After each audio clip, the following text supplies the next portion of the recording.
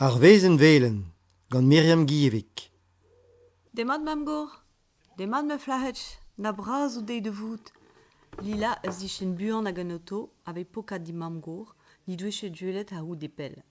Mon aura de dremen ur sunia geuti pa vakans an ol sent ar mezel. Tcher da gam de la kadavalizen a dichen da geutin evita puter beren vian. Ur wachtel chokolad meus fardet. Krapengera lila di hambre, banengera e malizen ar ur duele, a redek d'ur geutin il maen em gav dija mamet a mam gor dirak un tassat te. Ar endol i wer ur per mel gwastel hag ur volenat chokolad tom, na lipous e an trao. Un air fresh que rayouva display yoank, seblant de riz bout morlibet un tam, ar mam gor i sellet getaket d'ar imer vian. Duire e chuir de marima hag d'ar mamik, sourcillet un tam. Redivou d'or ou timon de bourmenir mez. A gredivou men a sur 10, a respond mam gor en ur voussoareng da lila. I pad an divizman, i ma ur plahet chi tebang hag i sellet dre ar fenestre.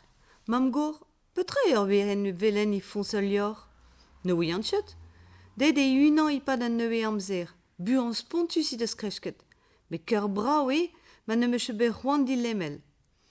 Achu ur veren vian e a ru poent da vamaj distreng d'ur djer. Pokad ur a lila di mam. Ken a vo mamet, a ben di duener? Ken a vo lila, a be furge mam gor ul ar mamet? Reche bil a war mam gor a lila en ur aubergestre bras de hui avek imiadang. Distreng er rond in ti a mon arion de renk en a ferio lila in ar mener.